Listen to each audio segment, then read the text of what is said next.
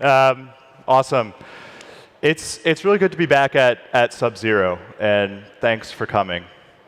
The first Sub0 was in 2018. It was 5 years ago, and that was one of the experiences that started to make Polkadot feel very, very real in those early days, because it was an opportunity to meet a lot of people who were spending years of their life building on this technology stack, which is it's a huge commitment. It's a lot, and that started to make Polkadot real, right? It's the builders, it's the people who come together and use this software to create things.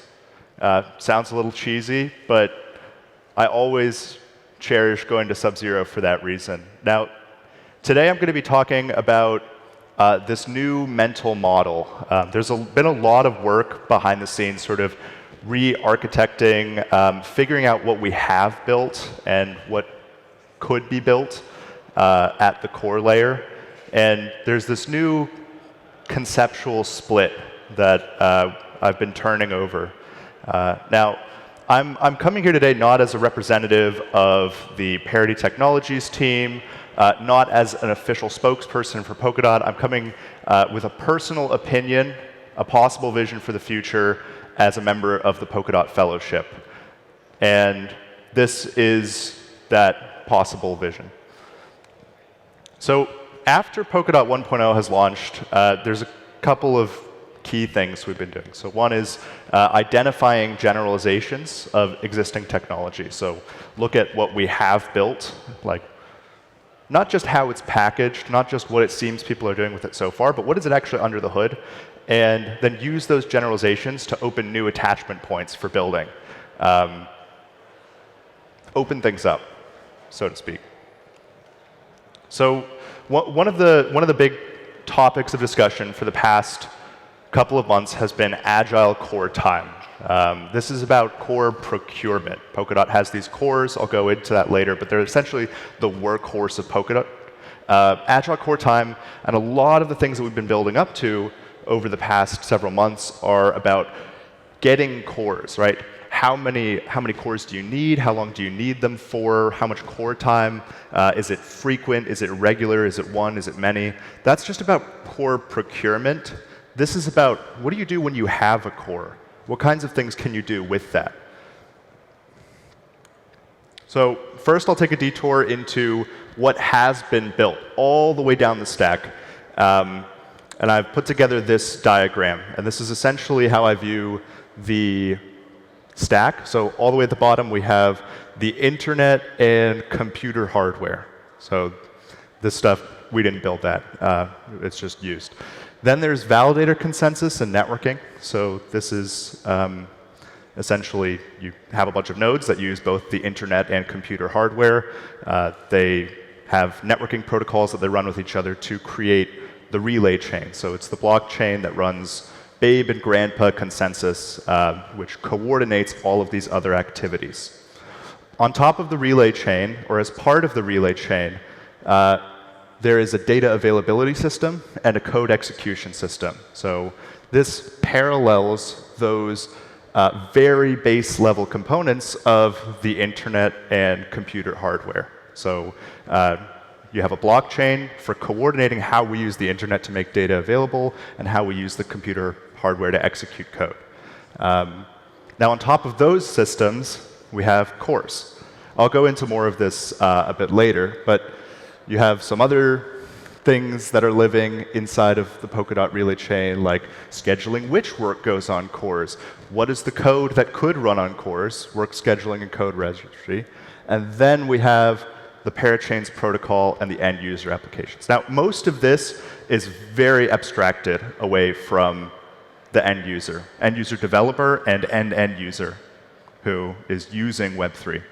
That is definitely by design, right? Like the stack should largely not be apparent to most people using it. But this is what it is. So the relay chain, we have a global validator set. They run Byzantine fault-tolerant consensus with some customized variants of that. Babe and Grandpa in particular, it handles governance, essentially. It has runtime modules. It has logic for governing the chain. It provides cores, and it provides parachain consensus. What do our validators actually bring to the table? This is the core building blocks that we actually have to work with, right? We have validators bringing about, and these are the recommended requirements, we have 500 megabits per second. It's on the upper end, but it's definitely not on the very upper end. It's something that could be attainable by someone running a validator at home, for instance, right? It's fairly achievable to have a 500 megabit per second bandwidth at home, and that's sort of where that target comes from. It's the upper limit for what you could do at home. In a data center, you can go all the way to 10 gigabit. This is 500 megabits. 16 gigabytes of RAM, and 8 CPU cores. So these are our raw materials. There's currently 300 validators on Polkadot, and those validators each bring these resources to the table or are expected to do so, and this guides how much work the system can do overall. First component that we've built pretty much everything on top of is this data availability system. For security, you need these blobs of bytes to hang around. Someone makes a blob available, then says, I want to make a statement about this blob. Like, for example, this blob corresponds to a valid block that was made. That needs to be available, or there's all kinds of attacks that can be done. Data availability is a key part of scaling, layer 2 style scaling, and even under adversarial conditions. The second component is the code execution validity system. So you ensure commitments to the outputs of WebAssembly code are accurate without all validators needing to check. So this is the classic blockchain scaling problem. How do you use cryptoeconomically a bunch of different validators to do more work without increasing the workload on all validators linearly? Like, you're executing a bunch of transactions. Does every validator need to check each transaction? Then you're not really scaling. This is what System 2 does, the code execution validity system. It's a whole crypto-economic game. We've referred to it before as, say, the approvals protocol. You have validators execute code in order to ensure that the outputs of those code are what they're supposed to be. Then we use cores on top of both of those. So we evenly divide validators' bandwidth and CPU resources for usage in 1 and 2. So data availability and code execution. And we give each core a work package. Each core handles one work package per relay chain block. Like, this is pretty much the entirety of the whole sort of cores base layer of the Polkadot relay chain. Now, what do cores give you in practice? So they give you about 1 megabyte per second of data availability each.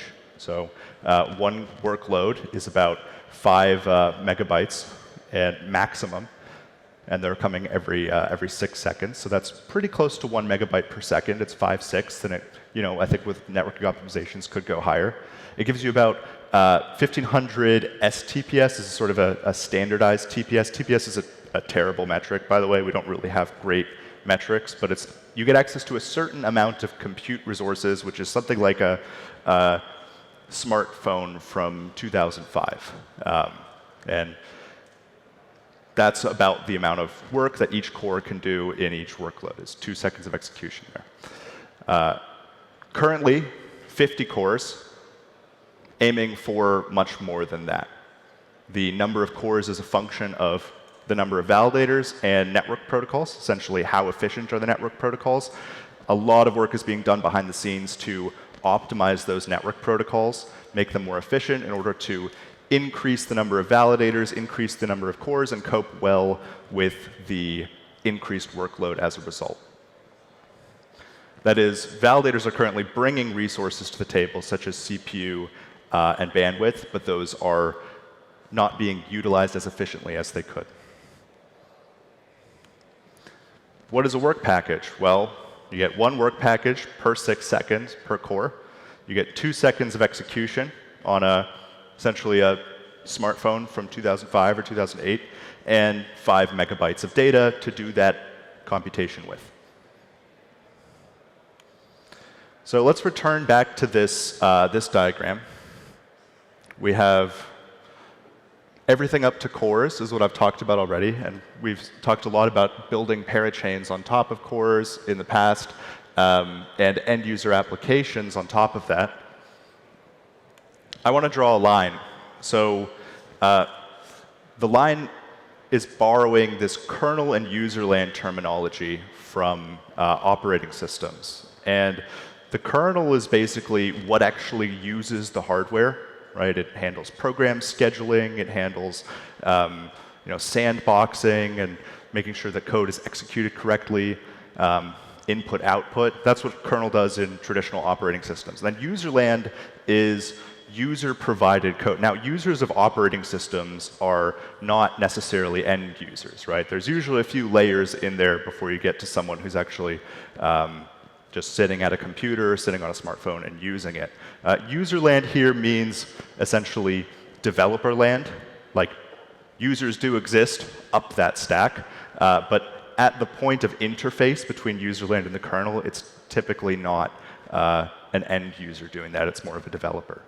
And the way that I like to frame this is the kernel would be what work is done by Polkadot, and userland is what did that work mean? Like, why was that work done? What were the side effects of that work? How should we interpret that work?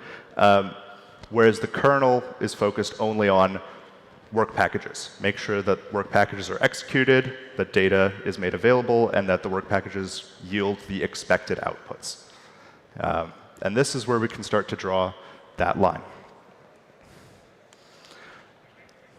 The parachains protocol. This is the first, and at the moment the only way to use cores. Now, if we frame this in that kernel and userland distinction, the kernel's handling what did we do, what work do we do. The parachains protocol as a userland construct is what did this mean? And you could view it in these two ways. One, oh, this work package meant that a new block was added to this chain. Oh, that work package meant that some messages were sent along a messaging queue, along HRMP or UMP or DMP. So that's horizontal message passing between parachains, upward message passing to the relay chain from a parachain, or downward in the other direction. That's not a kernel concern. Kernel just wants to make sure that work packages are executed correctly. Parachains protocol tells us what that means. I want to provide some core usage retrospective in order to frame some of the key needs, like why is this conceptual split useful? So looking back on how have cores been used so far, well, one, I think we have the fairly obvious statement that data and compute workloads, so work packages, should be maximally full. They should be using as much data as they can and as much compute as they can in order for Polkadot as a system to be well utilized. And the goal is allocative efficiency, good scheduling, good resource usage. Validators are bringing all of these resources to the table. It's a waste when they're not being used as well as possible.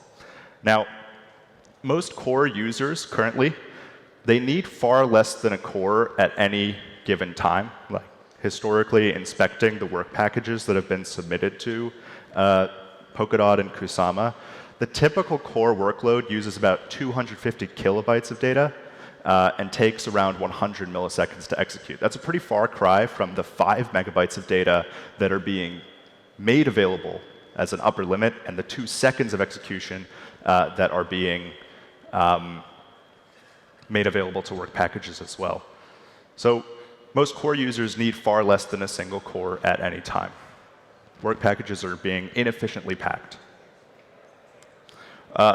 And there's this goal for atomic composability between state machines by using a core together.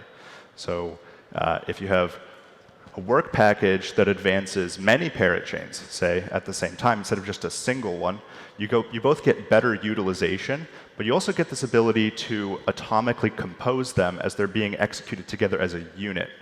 And this is one thing that I hear a lot about from the ecosystem as a general need. It is a very powerful tool. So these are this is the mental framework driving this conceptual split. So to have cores be used better to enable atomic composability and seeing clearly from the evidence that cores are not being fully utilized. So we come into kernel and userland. To break down this conceptual split, we have the kernel. This is a low-level, generalized provider of data and compute resources in a consensus-secured fashion. Userland is mid-level to high-level, increasingly specialized users of that data and compute. So as the ecosystem develops, we need good categories to identify where are we working in the stack, what kinds of things are each of us doing to point to that, because some shared language helps with that. If someone could say, oh, I'm working on the Polkadot kernel, or I'm working on this userland thing, those good categories help a lot in communication and collaboration. We also need pluggable interfaces for core utilization. I'm going to make the case later that core supply is probably going to outstrip demand, which means that there's a lot of room for experimentation as a result. In the kernel, the chief concerns are core utilization, performance, and security. So securing each work package on the core with the full might of Polkadot's validator network. It's completely use case neutral. It encompasses a very low-level code. So networking, consensus, databases, virtual machine execution, really low-level stuff that should be mostly abstracted by the kernel. And provides stable, pluggable interfaces to higher-level logic, as well as core time allocation. So just like the CPU kernel, or the operating system kernels that we're using every single day, allocates core time to different processes, has scheduling primitives embedded within it. The userland, chief concern, make cores do useful things. Enable permissionless deployment of use case specific code. So some examples of what actually is userland, what I think of as userland in this conceptual split. One thing that actually is userland is system parachains. System parachains are part of the Polkadot system, but they're not necessarily enshrined into Polkadot's core code base. They're permissioned by governance. Governance grants them the ability to take certain actions, gives them privileges to interact with the kernel in a specific way, but they themselves do not live inside of the kernel.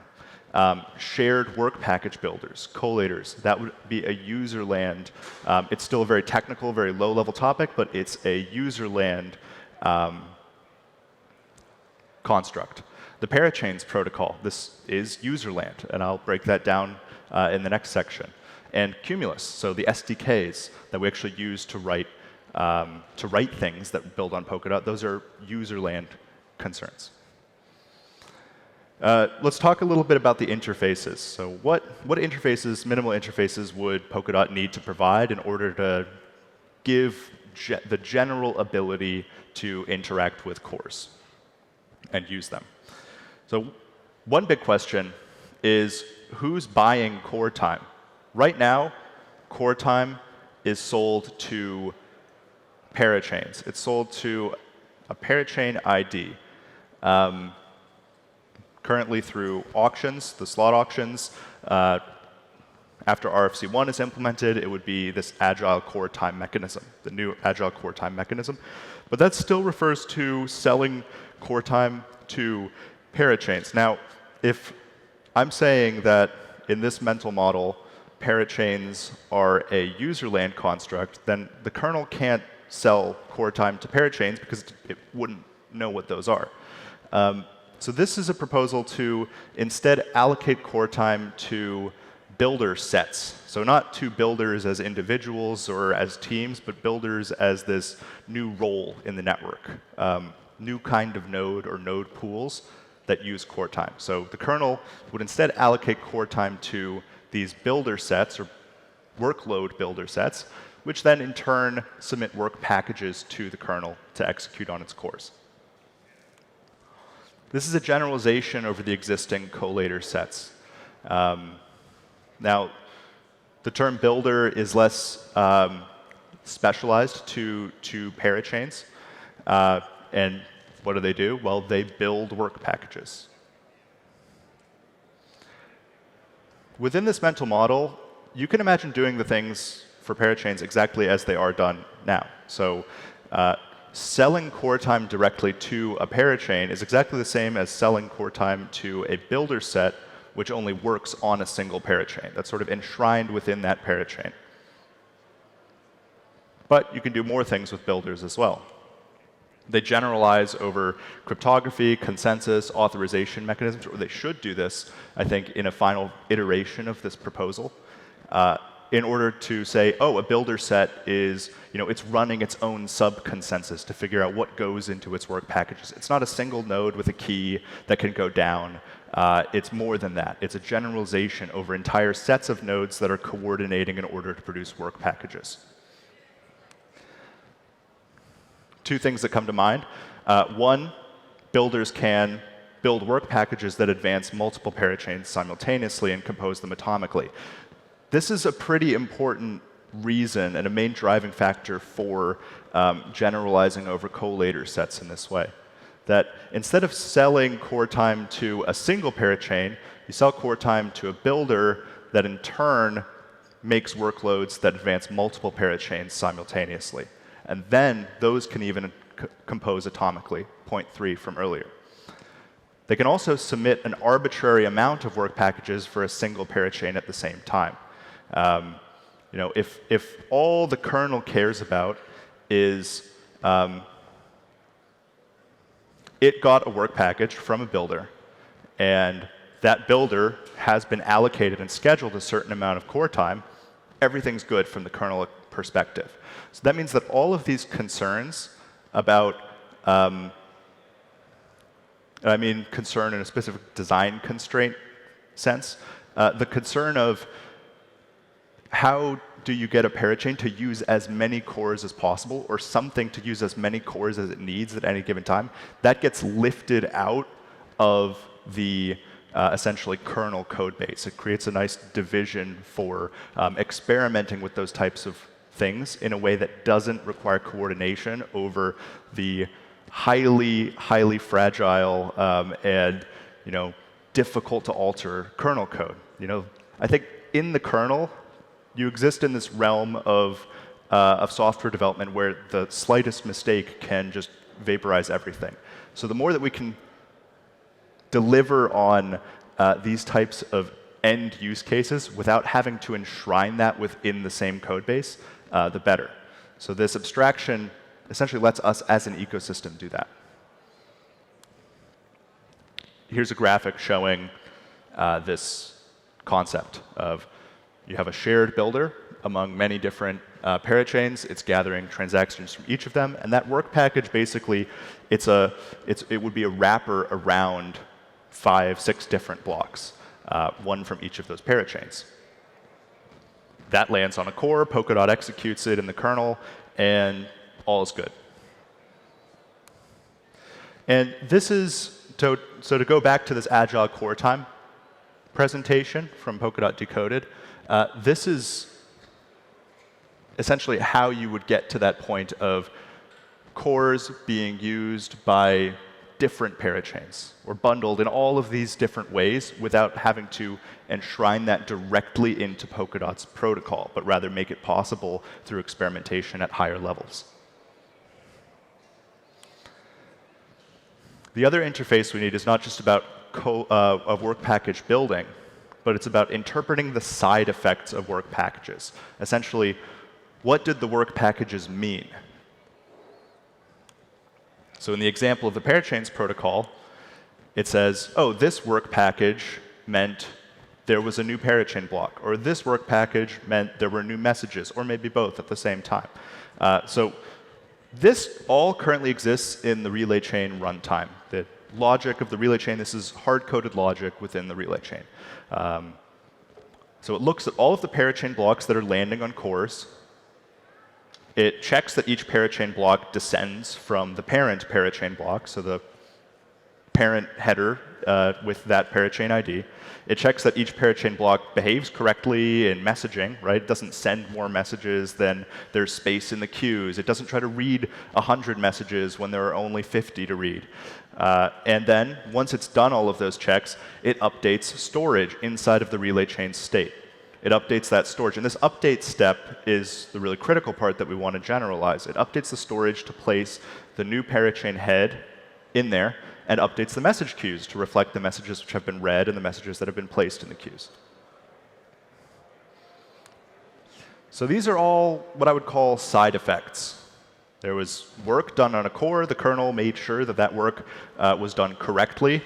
But then you have these side effects, interpretation, ascribing meaning to the things that were done on cores. So how do we generalize that? Well, one way is something like a smart contract, akin to a smart contract with a very particular interface. So what we might do is, in this proposal, allow anyone to register new logic on the relay chain, which can update storage based on work packages submitted to cores. So anybody can upload a particular piece of code to the relay chain that then runs every relay chain block, scans all of the cores, sees what kind of work packages were submitted to them, and what generalized outputs were supposed to be reflected. So that's basically bytes that landed on the relay chain as a result of the workload. And then update storage based on that. So moving the logic of interpreting side effects eagerly into something behind a smart contract layer. We don't have a great name for that yet. Refer to them as something like progression smart contracts. But you can imagine, like, here is the process that would happen in a single relay chain block. So you have all the cores on the left side. There's a bunch of workloads, work packages that landed on those cores. And each of those work packages is labeled. So in this example, we're talking about sort of a minimal relay chain system, minimal version of Polkadot, which has 9 cores, right, instead of 50 or 100. So you have a bunch of work packages, one landed on each core. Some of them are labeled with foo, some of them are labeled with bar. Then information about each of those work packages that's labeled with foo is passed to the foo smart contract. That then interprets the results of those work packages and updates the relay chain state. Likewise with the bar progression smart contract. Name's not great, but that is essentially what it is. You could also imagine, instead of using the terms foo bar, that you'd have label parachain, and you'd have label other thing, or maybe other thing A, other thing B, other thing C, etc. The entire parachains protocol, essentially all of that logic that I mentioned of making sure that message queue updates are done correctly, making sure that the new block descends from the previous block, that can all be encapsulated inside of essentially a smart contract that writes to the state. So this implies a modification of the stack. So everything up to cores is the same. But essentially, you have now work scheduling was already there. Code registry was already there. But now core usage model storage. So you have different core usage models, different ways of using cores that are user submitted. And you need some storage on the relay chain for those things. Like, imagine for parachains, you would need a parachain. You need a storage mapping that keeps track of all of the parachain block headers or keeps track of all of the message queues, things like that. So here's a couple of examples of core usage models that could go on top of that. So one of them is a simple ordering, right? This is the most dead simple thing that you can do with a blockchain is keep track of the order that things were done. So which work packages landed on the relay chain and in what order. That actually turns out to open up many, many possibilities just by having this simple ordering thing. That is, it's akin to Bitcoin, right? Bitcoin doesn't have a state root, doesn't have a state tree, but you can track what order things were done in, and that's actually enough to build a full node. So simple ordering is sort of the very basic thing that you could do with this. Question mark, whatever you may come up with. An actor framework, so imagine essentially having and coordinating smart contracts directly in the relay chain, but having those smart contracts not executed by relay chain full nodes, but rather in cores. And the parachains protocol. These are just a few initial ideas for what could be done to use cores effectively. Now, on top of these core usage models, ways of using cores, there's the builder set nodes and protocols. This is something that exists in Userland, right? The problem of how to create work packages that land on cores that advance these things exists higher up in the stack. This is also where we would get atomic composability.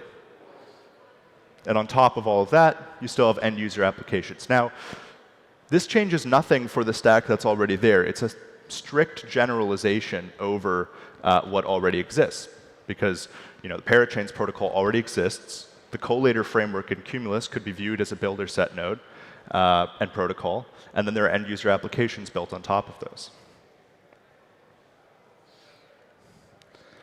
Most current use cases need far less than one core.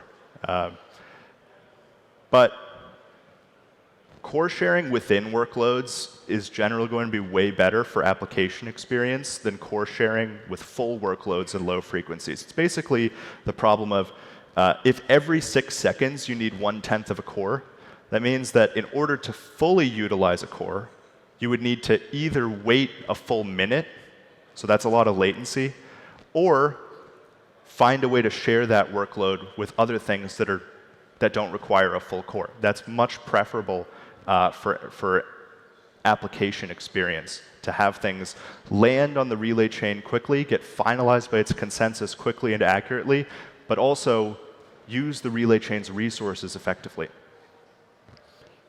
Core supply is very likely to outstrip demand. Just the back of the napkin math shows that Polkadot's going to be able to secure a lot of work. So there's many opportunities for experimentation here. We have a resource that has typically been scarce, and now it's going to become abundant. So having these opportunities for experimentation, essentially get this previously scarce resource for cheap and do crazy things with it, that's what this mental model is about.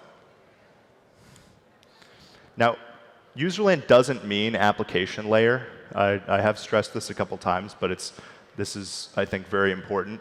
A lot of this is still infrastructure. It's just not directly part of the Polkadot protocol. It's a whole stack. It's a decentralized, collective, puzzle-solving problem. For example, in the Linux kernel, there are a lot of things like the core utilities, core programs, right, that are indispensable, or the C standard library, indispensable. These things are not necessarily part of the kernel, but they're still extremely useful and some would say necessary to build effective things on top of Linux. That's all Userland. And I think about this split in the same way, where Userland is still often infrastructure. Now, once you get high up enough into Userland, yes, this is application layer. And this is what should guide us, is building things that are useful for end users. But Userland doesn't necessarily mean built by application teams. This is generally often still quite low-level stuff. So Userland, I'd say, should be built in the open. Follow true open source design, RFCs, compartmentalization. The more things that get packed into a single code base, the harder it is to collaborate on them. Modularizing the code is very important and primary motivation of this. All of this should be built in the open and built in a very well compartmentalized way. And I'll leave off with this statement, just build together. This is going to be a very interesting shift in open source development of Polkadot, right? rather than trying to put all of these features into a single code base, the relay chain code base, this mental model would allow us to essentially build it together and have dependencies on that relay chain code base, but not to require it to be integrated there. Thanks for coming. Thanks for listening to my talk.